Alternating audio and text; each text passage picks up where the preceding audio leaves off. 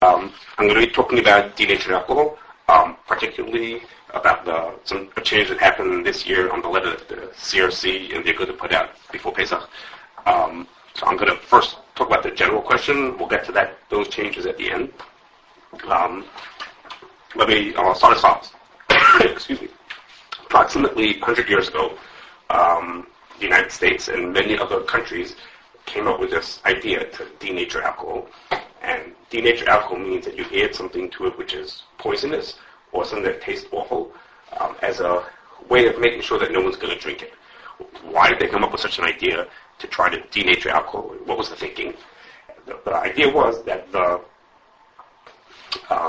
alcohol that's used for drinking, like as in whiskey, that kind of alcohol, they wanted to add considerable taxes to it. Nowadays, that tax is approximately 100% of the value of the product. So they wanted to add a lot of tax to it. They look at that as a sin tax, as a punishment to somebody who is choosing to drink alcohol. So if they're going to add that tax, they only want to tax that for the people who are drinking, schnapps. They don't want to tax that for people who are using it to make shoe polish and everything else. And therefore, denaturing was the answer to that question. If we do something to the alcohol that makes it not edible, no one would eat it because it tastes horrible, because it's poisonous, then we know no one will drink it, that we don't have to tax. And anything that's left as in an edible state, that has the high tax on it. Okay, and that's what they came up with. That idea that you can denature alcohol was also helpful in prohibition. Again, in order to prohibit people from drinking alcoholic beverages, they have to be a way for industry to use alcohol, and denaturing is what gave them the ability to do that. Okay, and we'll see how that plays a role into the question itself as we go on.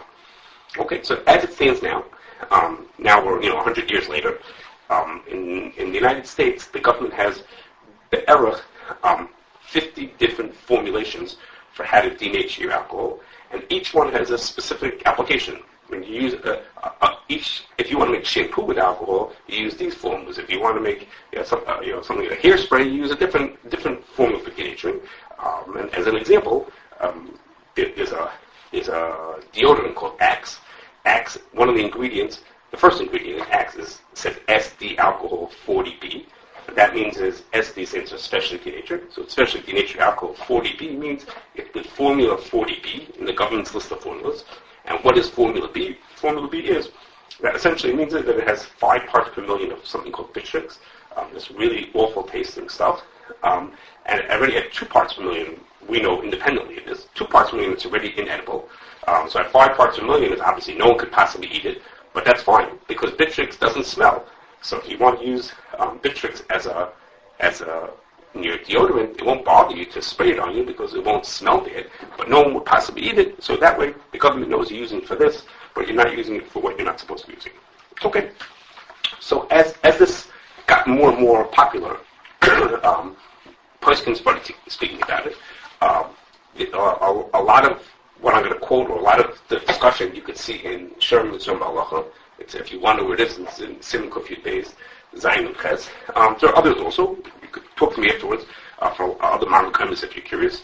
So lots of places spoke about it. So before I talk about the 2 real reasons, or the 2 more significant reasons why Pesach thought that denatured alcohol should be usher, I'm going to go through some reasons that they did not accept. Okay, before I skipped something. At the simplest, if we look at it at its face value, we say the alcohol has been made poisonous, the alcohol has been made not edible, so it's not roy lachila, so then it shouldn't be usher. If it was usher beforehand, if it was chametz, or if it was stam yain, it was usher beforehand, and now I made it not edible, then at the face value I should say it's not edible, so it's not, if it's not roy lachila, it should be mutter. That would be our first guess, so we have to try to think of the reasons why should it, yes, be considered edible, that it should be usher. Okay, so first I'm going to go tell you 3 reasons why people considered that were sort of not accepted by others. Okay, and the first is that maybe this din, that something that's not royal achila, becomes mutter, the isurim fall off of it, maybe that doesn't apply when things that are not meant for achila. Maybe that's only for food items. But if I have something that is not meant to be a food, then why do I care if it's edible? If my shoe polish is not edible, that doesn't make it less functional. So why should that make a difference? Okay, so the raya against that is from a din in Simon Takun Beis Halacha Yud, and that din is the din of Diyai. person has ink, which is made with beer, it's a diyosh mufushu b'sheiches soira, there's no, the Isser Chometz doesn't apply to this ink, even though, of course, ink is not edible, it's not meant to be eaten, it's just a functional item, but even so, if it's not royal achila, then it's mutter to use it, it's not considered, it's not chametz. It doesn't have the assume of chametz. Okay, so the fact that it's not meant to be food is not going to make a difference. Okay, the second choice was, some people said, well, if you give alcohol to a dog would not eat it anyhow. He said, so how are you going to make it mitzvah mechilas kelev? Because they don't even drink alcohol that does taste good. They don't. If you gave them bourbon, they won't drink it anyhow. Okay, it's not a very strong argument because obviously mitzvah mechilas kelev is describing a level of being inedible. And so usually we use a kelev to decide is this so inedible that it meets that criteria of what we consider to be inedible. If dogs won't eat this, we'll find a different animal, or on our own judge whether something is royal achila or not royal achila, or not royal achila's kelev. If punk dogs don't like schnapps, you have to use some other way of judging it, but it's a level of inedibility. Okay, and the third in this type is that there are those who said that maybe something is only considered not royal achila when it's spoiled. The Gemara's case is bread that's spoiled. So it inherently, it broke apart, it became not royal achila, but if you just add something else into it to make it not edible, that's not considered not royal achila. That has a question of how to read a chavas das as to whether that is or if there is merit to that point. Again, the simple right against it seems to be from this thing of diyai. Okay, the ink was made with beer, so the beer was royal achila. The beer didn't spoil, but someone added things into it to turn it into an ink. And seemingly that's a raya that this doesn't make a difference. The fact that even if something has something added into it, it could still be considered not royal achila. It's its own shmuz, what the Chavas Das says, and whether that is or is not a point. But for our purposes, we're going to assume that that's not a factor. It could still be considered not royal achila, even though someone added something into it. Okay, so moving now from these three reasons that we're not accepting, so to speak, or that I'm not speaking for myself, speaking that other person didn't accept that. The two main reasons why people thought even though the alcohol has been denatured, even so it still should be considered asur or royal achila, we'll call it. Okay? The first is like this. When I take alcohol and I mix this stuff into it and I make it really awful tasting, it's true that people won't drink it, people won't eat it. But if you every once in a while you'll pick up a newspaper and you'll find out about a teenager who did it, or some drunk, or some person who's really desperate who ate these things, even though they were denatured, even though they were not edible, they had poison in them, or they had something that was not that tasted really awful mixed into them. So there are people who will eat them as is. Okay, there are those who want to say that Rav Moshe, that was the reason why Rav Moshe said you shouldn't use denatured alcohol. There are reputable people who say that. In fact, there's a tshuva in Ikos Moshe who mentions that the fact that there are people who are desperate will eat these things. But if you look more carefully, that tshuva that tshuva in Ikos Moshe, it's in Archaim Chel Gimel Samach Beis. In that tshuva, he doesn't say that he's talking about denatured alcohol. He's talking about alcohol. The person has alcohol. He wants to know, is alcohol considered royal achila? He says, yeah, there are people who eat alcohol. He says, they just dilute it a little bit and they eat it. Drink it. What does that mean? Dilute a little bit and drink it. That's how you make vodka. You take pure alcohol, you dilute it a little bit and people drink it. So Rich says, yeah, there are people who do that. So that's considered royal achila. So that's very different than our situation. We're not describing something that's just pure alcohol. Alcohol is something awful in it.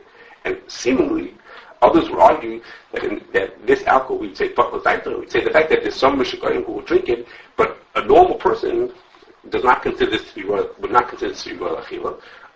But that's you could argue that. There are those who could say that he would say but again, there are those who, either in the name of Moshe or in the name of others, who will say that the fact that there are some people who eat it means that this is not considered Nissa Mechila, because when some people are desperate who really want to drink, those people will eat it. Okay, so that's one reason why one of the stronger arguments to say that it should be considered royal achila, even though it's denatured. The other argument is that even if you say that the way it's denatured, a person can't eat it, nobody would eat it, or no regular person would eat it. But even so, it's possible to remove the denaturant. It's possible to take out the part, whatever was added in. I mentioned before, you added bitrix into your axe, and that makes it not edible. It's possible to remove that chemical, and if I could remove that, I could turn it back into being royal achila. So really, it's not nisam achila. It's temporarily not edible. It's as if, imagine if I take a piece of bread right out of the oven. I take the bread right out of the oven, it's boiling hot, nobody can eat it. But of course, it doesn't make it not royal achila, because for a minute it's not royal achila. Right now, no one could eat it because it happens to be so hot. But there's really nothing inherent to the thing that makes it not royal achila. Just a temporary thing that's keeping it. So if I could just remove the denaturant and make it back to being regular alcohol, that is considered royal achila, and that doesn't make it yet nifsam achila. Okay, so but people who want to support this idea say, that in the time of prohibition, when the government didn't let anybody drink alcohol, then there were people who did exactly this thing. They took alcohol meant for industry. They took this alcohol. They did things to remove the denaturant, and after that, then they went to drink it. That people were, skirting the law by doing that. So you see that you could remove it. Okay? The other side of that argument is that Lamaisa, the government is smart enough and has put a lot of effort into making their formulas better and better to avoid people doing exactly that kind of a thing. And the government has a great incentive that they're charging 100% tax on alcohol that's meant for beverage use. So they have a tremendous incentive to make sure that people are not cheating. They want to make sure they collect their taxes appropriately. So we sort of have a feeling that they probably made it that essentially you can't get it out. Now, that's a judgment call. How easy it is and how complicated it is and how complicated it is to remove it. Would that still make it not royal achila? But those are two sides of that argument. In theory, you can get it out, but even though in theory you can get it out, in theory you can get the inedible parts out of the deep sheikh's urn that's turned into the young. Okay, so that's a question. Rabbi First says over. He says Rabbi Blue told him that this is the reason why Rabbi Moshe held we should be machmer on denatured alcohol because of this reason. That's what he told me. That was the reason. At the same time, he says Rabbi Moshe said there was a chum ba'amal, but that minute then he thought the person didn't have to be, but an appropriate chum. But that's what a person should do. And it's many people say over there, Rabbi Moshe, that you should be machmer on denatured alcohol, and that it was because of this reason, because it's possible to remove the denaturant. That was the reason why to be machmer. Okay, so staying where we are right now, if a person had denatured alcohol made from chametz, so we would say the letter used to say that that alcohol is osra. Just as a side point, really, is that a number of people are signed on that letter that comes out from the CRC and Nekuda, and this Schwartz, the CRC's personal, out there, and he himself actually held that it was mutter. He personally could help that, but because others didn't, so the CRC would say that would go along with this Pesach to say that you should be machbir and not use things with denatured alcohol. Okay, that's part one. Now, everything that I said until now, everything we're talking about, denatured alcohol, is with an assumption that in fact denatured alcohol is not royal achila. You pick up a bottle and it says on it denatured alcohol, or even if it'll just say alcohol on a non-beverage item, it's almost for sure that it's denatured alcohol because that's what you use when you make things that are not for beverage use. And you pick it up and you have, I came with an assumption that it has something poisonous in it, or something that's not edible in it, and therefore it's not considered royal achila. That's a very legitimate assumption. Okay, but I'm going to bring two examples to explain to you why that's not necessarily correct. Okay, and they're the following. There's a formula. It's denaturing formula number 29, and that formula is the formula used for denaturing alcohol that will become vinegar. Okay, which is to say, the way you make vinegar is you take alcohol, you add something to it. It's called acetobacter. You add this thing to it, and it converts the alcohol into vinegar. So the way you do it is you take the formula says this: for every 100 gallons of alcohol, For every 100 gallons of alcohol, what you should do is you should take 1 gallon of something called acetaldehyde and add it to that gallon of alcohol, and that will denature it. Okay? Now, why is that the formula for this? Why is that the formula for denaturing alcohol? And the reason is for a very brilliant reason. And that's because, if you think about it, how could you add, imagine if they would have said to add bitters into the alcohol that you're going to make vinegar out of. Well, what would happen is, then when you have the vinegar, it would taste like bitters. And anybody who would have vinegar, it wouldn't be able to eat it. So how are you going to denature? How are you going to add something awful tasting to alcohol when that thing is going to end up being a food item? It's going to end up being vinegar. So how do you do that? So they had this great idea.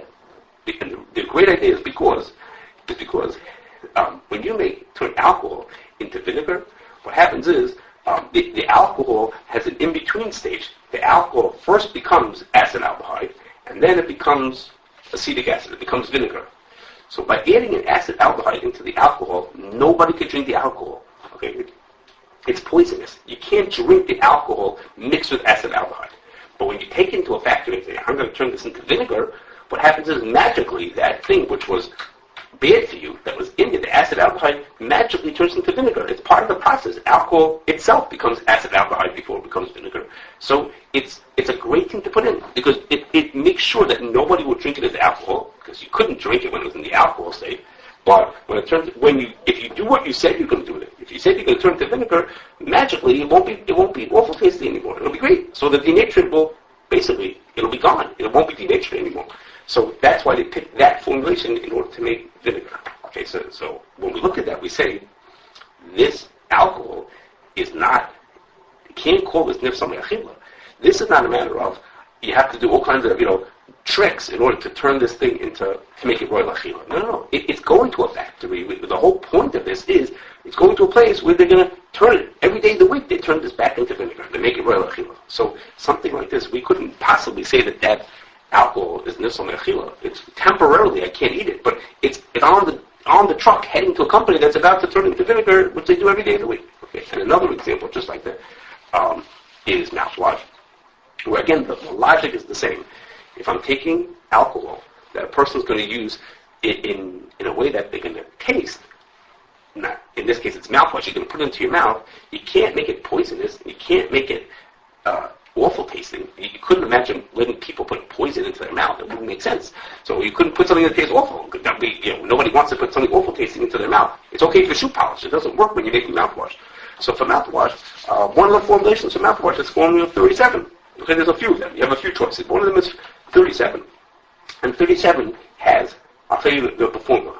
For every 100 gallons, you put in 45 ounces of eucalyptus, 30 ounces of thymol, and 20 ounces of menthol. Okay? If any of you, I mentioned that formula because probably some of you will recognize those words. That's exactly the ingredients that you use to make Listerine.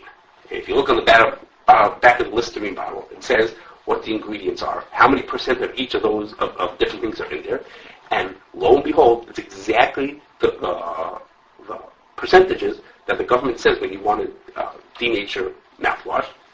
Now, I don't know why the government was satisfied that that's considered denatured. Seemingly doesn't make it taste awful, but I can't creep into their heads to figure that part out. But I understand the svara of it. They have to come up with some kind of a formulation that would allow people to still put this into their mouth. And so if Listerine's going to go into people's mouths, obviously you can't make it in a way that's not edible. So how they justify it for themselves, I don't know. But we know that in this case, it's not just on Echila. There are people who put Listerine into their mouth every day. When it used to be that Listerine had hashkacha, it doesn't now. But until 2-3 years ago, it was actually a number of the varieties had hashkacha. They were heading to Eretz Yisrael, and they had hashkacha. There wasn't a hashkacha on the bottle, but we knew there was hashkacha. I spoke about this once and had people try it. I don't need to try Listerine the first time. If you take Listerine for a couple of days, you'll see you could then swallow it and it doesn't taste bad at all.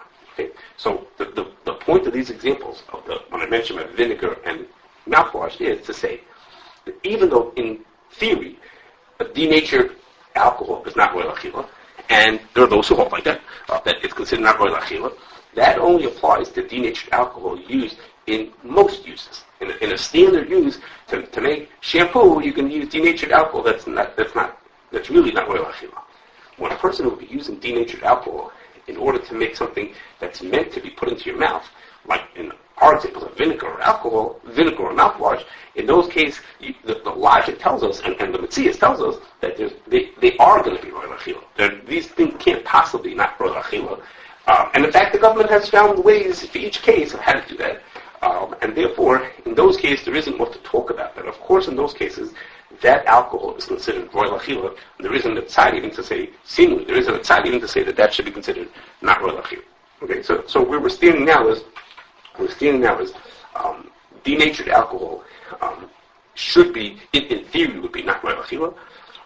At the same time, we saw two better reasons as to why there are those who held that it is considered royal achila, and therefore why a person would want to be makbid that the denatured alcohol be used for Pesach, well, I guess also will be Isser all year round, that the use for Pesach should know that that's not chametz. They would not be matter just because it's denatured, but to that we added a caveat that it's got to be that the denatured alcohol is one that is denatured, so to speak, in the classic sense. But if it's denatured for something that's going to go into your mouth, then that kind of a thing, we know that they're not denaturing it in truth. They're not making it bad enough that we should consider it not royal achila. So there isn't a tzad, and therefore, in those cases, of course, that alcohol is considered royal achila, and a person would have to be makbid to not use that.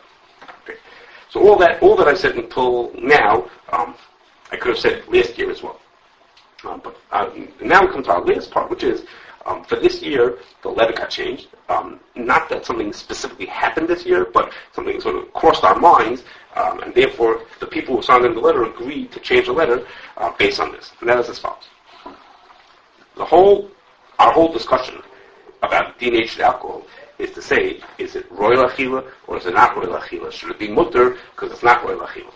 But the tzad to say that it is royal achila, and therefore it's also, all presumes that the alcohol we're talking about is itself as chametz.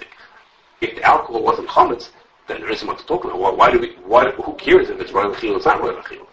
So, and therefore, when we thought about it more, we realized, there's a general rule that there are many, many products that are made for all kinds of uses, and they could be made from any single starch in the world. It doesn't make a difference. A scientist who does it, who works with it, can make it from any single starch in the world. And alcohol is one of those things. You can make alcohol from any starch or any sugar. You can make slivovitz from plums, to make plum alcohol, and you can make bourbon from corn alcohol, and you can make scotch from barley. You can make one from any starch or any sugar. You can make an alcoholic beverage. So when you want to make alcohol, alcohol not that has a specific use. If you want to make bourbon, you have a certain taste that you want to have in mind. But when you want to make something like alcohol for use in hairspray, you're not looking for any properties. You just want pure alcohol. So it's called, the name for that is called grain neutral spirits. It's just spirits, alcohol, an alcoholic thing, which is grain neutral. It has no connection to the grain that it came from. And that you use whatever is available. Okay, so in the United States, when you want to do something like that, what you do is you make it from corn. Because in the United States, what we have lots and lots of is corn. The wheat that we have is used for making bread and cookies, and the barley we have is made for making, mushroom barley is used, whatever you make from barley. Each thing has its use. In America, but you have extra of. That's what you'll do things like making alcohol. So the alcohol in the United States, b'derech klal means like 80-90% of the alcohol is coming from corn. Now there are manufacturers who make it from wheat. It's true there are, but it's the overwhelming majority is made from corn. It's not like that in all over the world. In the Far East, they make it from sweet potatoes and rice, which is also not chametz. They make it from sweet potatoes and rice. In Europe, most of these things are made from wheat. So poskim who spoke about it, particularly ones who lived in Europe, talk about it as in, I have alcohol that's chametz, which was denatured, what's the din? But the assumption is that alcohol was chametz. But in fact, in the United States, our assumption is that the alcohol is probably not chametz. So really if a person wanted to know, I made something with alcohol, and I don't know if it's chametz or it's not chametz, the correct thing would have been, we would have said the right is that it's not chametz, and it would have been mutter by itself. Now, I don't know if everybody wants to eat just based on that roiv, but the fact that there's good reasons to think that denatured alcohol is not usher also. So you say, look, See, the fact is that it's almost for sure that it's not chametz anyhow.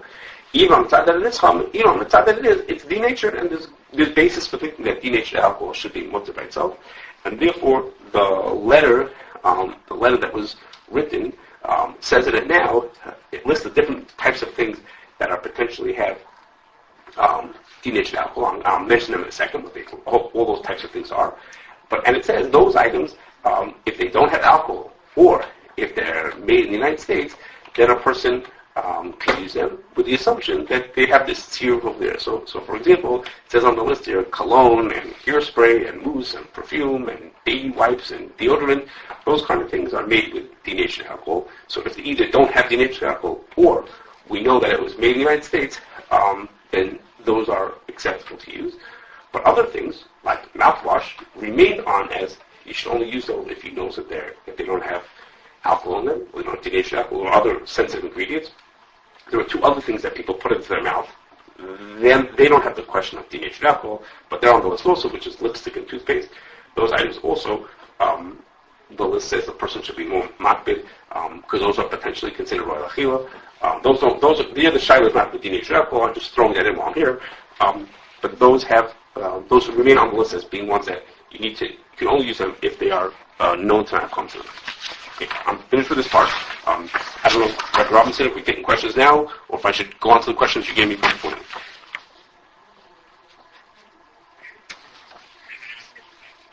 Okay.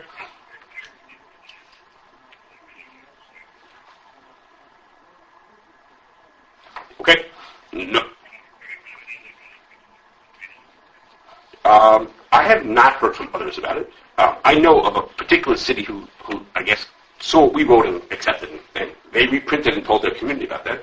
I haven't heard from others. This piece of information, I should have mentioned, this idea that as a rule, items that can be made from any starch will not be made from chametz is something that hashkachas are all aware of, and those who answer consumer questions, it's very much on their minds. What I mean is that there's lots of things. You'll see in our list we have lots of items that we list as being suffered chametz or possible chametz, depending on where we wrote it. But derech klal, those are items that are made from, essentially they're made from a kind of a starch, and the assumption is, chances are that the starch is not chametz. The starch is coming from a corn. In the United States, that's what you would use if you just had to make something. So we don't want to tell people that it's mutter. We don't want to just stop people just take it for no reason, because why would you do that? It's Pesach. You shouldn't be just eating something because it's probably not made of chametz. But at the same time, the chances are that it's not chametz. And then we're writing that so that they can turn to their Rav, and the Rav can turn back and say to them, under your circumstances, it is or is not appropriate to be samach on that. We're leaving that the judgment to the person's condition, and where they're holding it, whether the Rav should tell them they should take it or they shouldn't take that item. But it applies to many, many items. There are many items that they might be chametz, but they probably aren't. That's a bulk of the items that we don't eat for Pesach that we tell people you need to have hashgacha is fall into that category. Yes.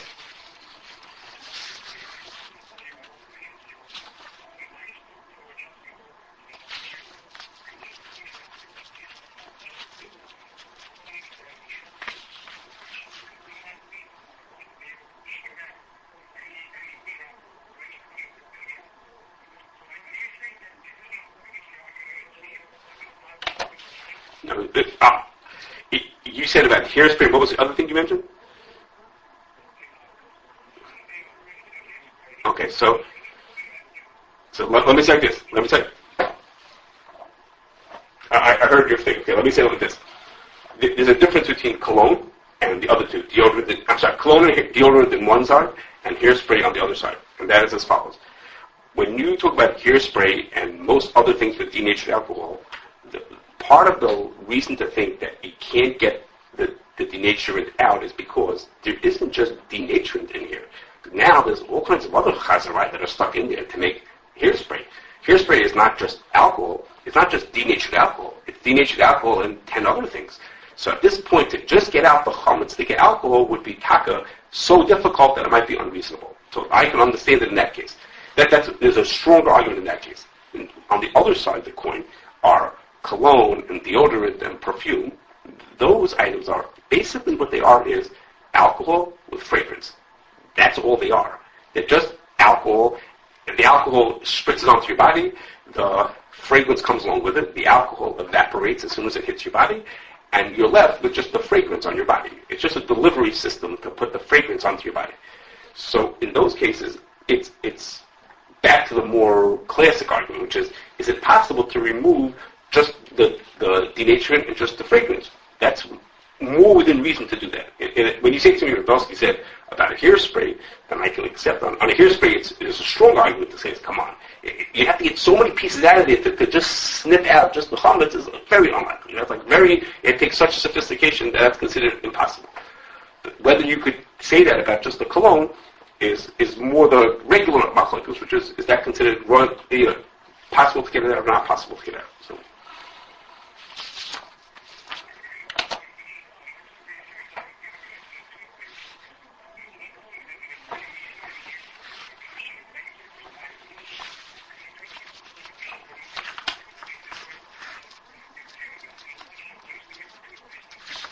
Okay.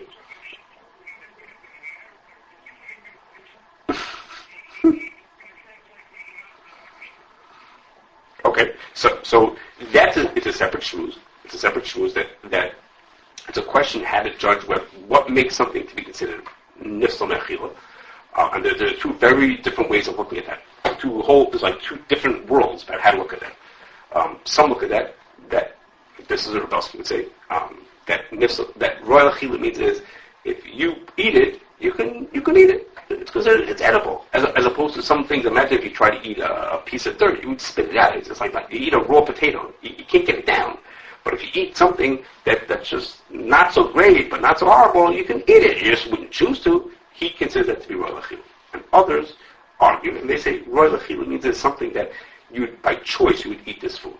But by choice, nobody by choice would eat toothpaste. Nobody sits down to, if I gave you 5 foods to eat, you would never pick that as the food to eat.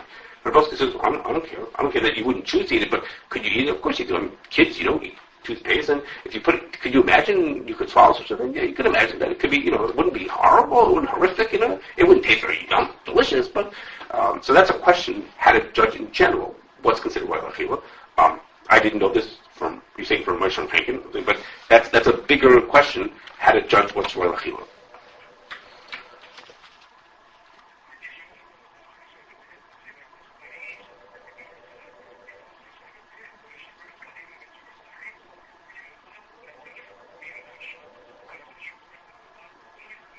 Right. So I don't remember the answer to that question. I have to think that through. You can get back to me afterwards. I have to look back at my notes. What should we consider to be yiftei yeshiva because the person designated for not food use? All I remember is that was not so obvious. It's not so partial that it should go there. But I don't offhand remember. I have to look back at my notes. You can ask me afterwards, if you want. Okay, let me do some of the questions Rabbi Robinson gave me people to ask. Okay, the first one was the letter that we keep mentioning says that a person can take pill medications regardless of what's in them. And as I said, do we only say that for a chodesh ein b'sakana, or even for anybody with a plain mechush? We say that for a person even who has a mechush. And I don't know if everybody agrees to that, but that's what we would say for anybody. And the reason for saying that is we're treating the pill as something that's not royal achila at all, and something that's not royal achila has no isum of chametz on it. Others look at pills as saying they are royal achila, but it's just shloik derech achila to eat it. Something that's shloik derech achila is only mutter for a chodesh ein b'sakon to have. It's not mutter for a person for a mechush. But so those people who are concerned that it's just like the derech achila would say only a person who's a chodesh ein b'sakon could have it. But those people also, if they think that through to the end, should also say that you shouldn't be allowed to keep it on Pesach, because something that's royal achila, but eating it like the derech achila, there's an issur b'yirah on that food. So if you take that position that it's royal, it is royal achila, but just every time you swallow a pill, it's like the derech achila. Then that kind of things a person shouldn't own that on Pesach either. That would be b'yirah for that food also. But we don't take that position. We look at it that it's not royal achila at all, it's not royal achila, then you could keep it and you could swallow it, etc. Okay. Next question was, why does the CRC say you need hashgacha on powderless gloves? And how is that different than regular paper goods? And the answer to that question is that the gloves, or the other question was about parchment paper, the glove itself, or the paper itself, is completely not royal achil. And of course, that doesn't need hashgacha. The problem is that they put things on top of them. In the case of the powderless gloves, this is strange way that industry works, which is that the term powder-free means that there's no powder. And powderless means it has less powder than other gloves do. Okay? Now, in regular English, powderless means it has no powder. But in this industry, powderless means it has powder, but not as much as everything else. It has less powder than other things. And therefore, out of a concern that powder might be chametz, therefore we tell people to not use them. This is another example of what I said beforehand, that the powder that's on there is almost for sure kidneys. The powder that's on there is probably coming from the Far East. The chances are that it's not chametz. But even so, a person could use gloves, might they use it to prepare foods, so we tell people not to use it unless they know it has hashgacha. And the papers, certain of the papers are coated with a greased coating on top of it, so it's not the paper per se, it's the coating on top of it that's the issue. Okay. Another question was about e-cigarette juice for Pesach and for year-round. The e-cigarette juice is, if you look at the ingredients that are in there, it is essentially edible liquid. The mixture, the way it is, if it was in a cup, is something that people would just drink, and therefore we treat it as if it's a food item. It spritzes into a person's mouth, and they swallow it. Essentially, they swallow it. They absorb it. They essentially swallow it. The ingredients in there are all regular food ingredients, as would be expected when something's going into your mouth. For year-round, the derech klal, they have glycerin in them. Glycerin is sensitive because it can come from animals. It always has flavor in it, and flavor needs hashgacha. So for year-round, it needs hashgacha, or someone to know a lot about what's going on in the company. It's possible to get one without glycerin. I don't think it's possible to get one without flavor. So we say for year-round, it needs hashgacha. And for Pesach, similar. The glycerin, if it's not coming from animal fat, it would come from different kinds of vegetable oil, most of which are kidneys. So we wouldn't recommend it else that. And the flavor, of course, could be chametzik also. So for those reasons, we tell people that the e-cig juice for Pesach and for year-round needs hashgacha. Okay, and the last one on this list here is, what about Listerine strips? Listerine strips are something, again, that you put onto your mouth, and it dissolves, and I guess you call it, you swallow it, so to speak. It just melts into your mouth. So the brand itself, Listerine, their strips actually have a hashgacha. They have a chafkei on it. That's fine. For year-round, for Pesach, the chafkei does not take achrayas, so we don't recommend it for year-round. We don't recommend it for Pesach. And other varieties, the generics of that, if they don't have hashgacha, we don't recommend them, because I don't remember the ingredients that are in there, but I do remember that the ingredients in there are sensitive, are ones that need hashgacha, and we treat it basically like a sucking candy. You just put it into your mouth and it melts into your mouth. We consider it as if it's food, and therefore we say you should have hashgacha. Okay. Are there any other questions that were not on this paper here? Okay. I wish everybody a good Yom Tov. Yes. About vitamins. Okay, so for vitamins, even though we generally tell people that things that are in pill form are not considered edible, we don't say that for vitamins. And the svar comes from, it's based on Jewish emotion, but the svar is that on a regular medicinal item, there's a question. I mentioned the din about a person shouldn't eat dioi. A person is allowed to use dioi that's made with beer because it's not royal achila. But the din says, you can't eat it. You can't choose to eat it. Because if you choose to eat it on purpose, not like that, if you choose to eat it, then there's a problem with achrei. My choosing to eat it shows that, in my mind, it is considered royal achila.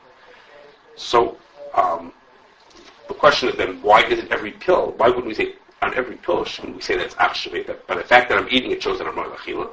So to that, Ramosha said there's two variations to the answer to that question, but Ramosha's variation is that the fact that I swallow a pill doesn't show that I consider it to be a food.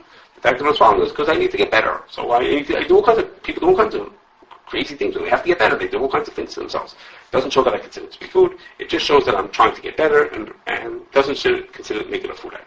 That's for a regular pill. When we come to a vitamin, then when a person is holding a vitamin, and let's say they're taking iron, and they have a choice. They could either eat 2 pieces of meat or they could take an iron pill. So the iron pill has essentially become a substitute for eating food items. And as a food substitute, it's appropriate to then say that we should say achshve on that item. I'm eating this sort of in the place of 2 pieces of meat. So it's sort of that I'm achshve this thing. It's not exactly. It's like an in-between a medicine and a food item. It's sort of that I was achshve. The fact that I'm eating this is because I ate this kind of vitamin because I didn't want to eat a banana. So I sort of treat it like a food item to therefore say that we should say achshve and it should be treated like a food. Well, once it's a food, then it has to be kosher. So that's what we say about vitamins. Others don't agree with that. Others will say no. Even on the pill, it's still not actually because I'm taking it for me it's a medicine. But that's the position we take, that it's considered there is actually once it's a vitamin by vitamin.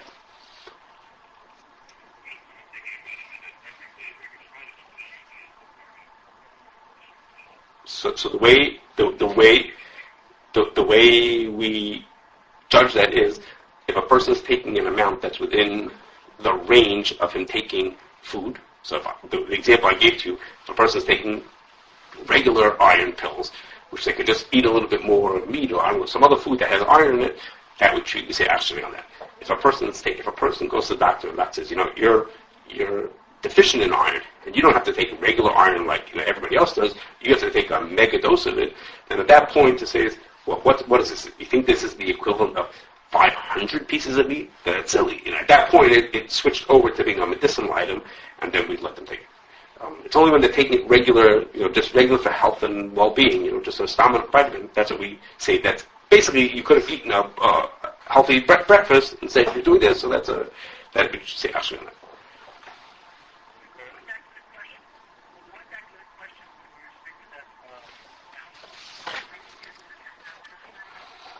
Okay, so what it is that during the year, the CRC takes the position that the mouthwash is not considered royal achila.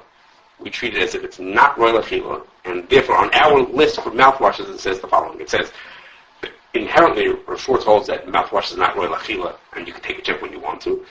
For those people who want to consider it to be royal achila, here's some that we know that are okay to use, that don't have any problems with them. For Pesach, we don't take that position. For Pesach, we say, no, we should treat it like it's royal achila, because of Chumrah de Pesach, we say maybe it is royal achila, and therefore we say, for Pesach, we tell people they have to have one that is known to be Kashrus Pesach, or whatever you want to call it.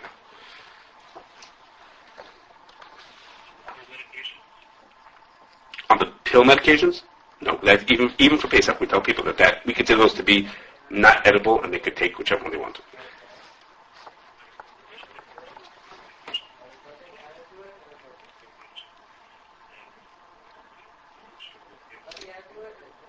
No, I didn't say Chamash of Pesach. I said it would be Bal Yirah, to hold on to it. So if you think that it's royal achila, and if it has chametz in it, it doesn't for sure have chametz in it. As we said, most of the things that would possibly be chametz are probably not chametz.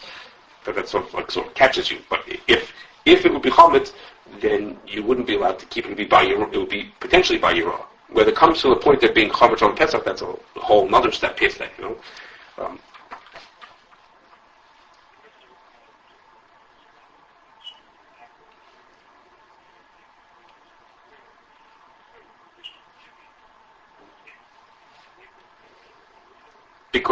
Because kidneys is mutter for everything except for eating. So if I want to shine my shoes with kidneys, I'm allowed to. I'm allowed to own kidneys. I'm allowed to use kidneys. It's only a question if I want to eat the kidneys. So the thing that we're talking about, that if I want to spray kidneys on my body as a deodorant, then I'm allowed to use it like that. I'm allowed to own it. I'm allowed to spray it. So I'm not allowed to eat it. That's not usually what we're talking. The denatured alcohol is for things that are not meant for eating.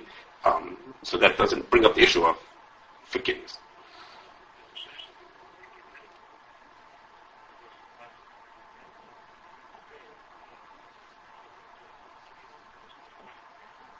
No. So let's say I will make a kidneys. What happens if I want to just keep kidneys in my house? Let's say I have just a plain bottle of corn oil in my house. I can keep that. I'm allowed to keep that. So if I would actually make it back edible, the fact that I could make it edible is a way of saying it's royal achila. But will I maybe eat it? No. So I don't know such a thing that a person can't keep kidneys, but they might eat it. So if they want to keep it, it's okay.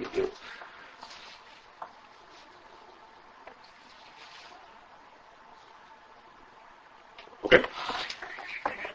No problem. Thank you. Have a good afternoon, everybody.